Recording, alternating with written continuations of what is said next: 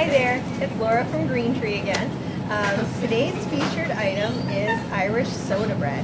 So this is super easy to make, but really turns out looking nice and is kind of a fun, festive thing that you can make to impress your friends and family.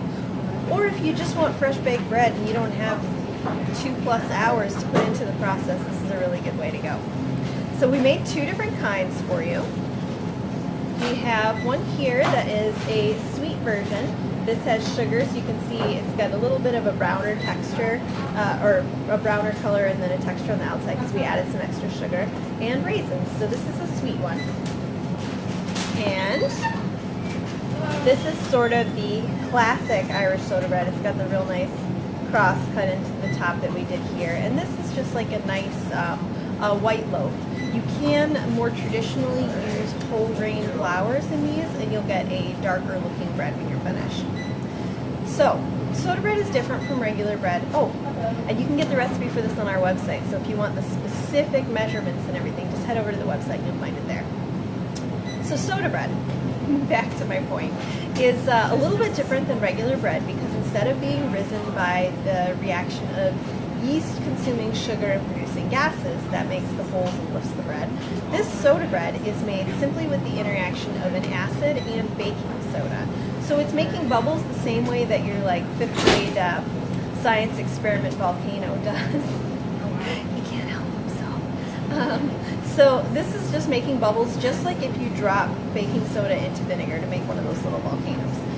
Because of that, you don't want to use a high gluten flour like bread flour. You can just use a regular all-purpose flour or whole wheat flour for these soda breads. If you use a higher gluten flour, the dough will actually be too stretchy and dense and it won't rise as much because the gases produced by the baking soda and the acid only happen once and they don't have quite as strong of a push as the gases produced by the yeast. They're kind of more cake-like on the inside. So I'm actually going to cut one of these open and show you. So we're going to cut into the sweet one first. I wish I could show you this, but you can tell that I'm really doing it because you can see the camera shaking. So this one is a little bit darker, both because the sugar makes it darker and because we were having some technical difficulties with the oven while they were making it. But you can see, so this is you can see it's like much denser and more cake-like than a regular sandwich bread. We got some nice little bits of raisins in there.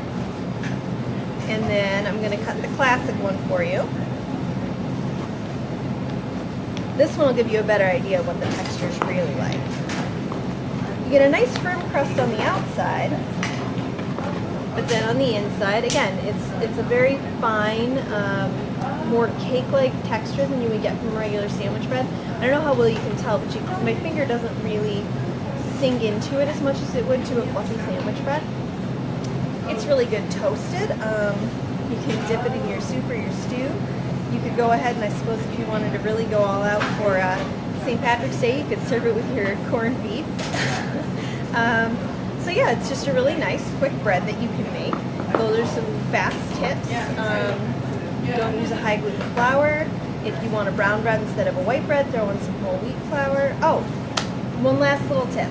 So this came up the other day when somebody was in the store, and I thought this would be a really good way to demonstrate it.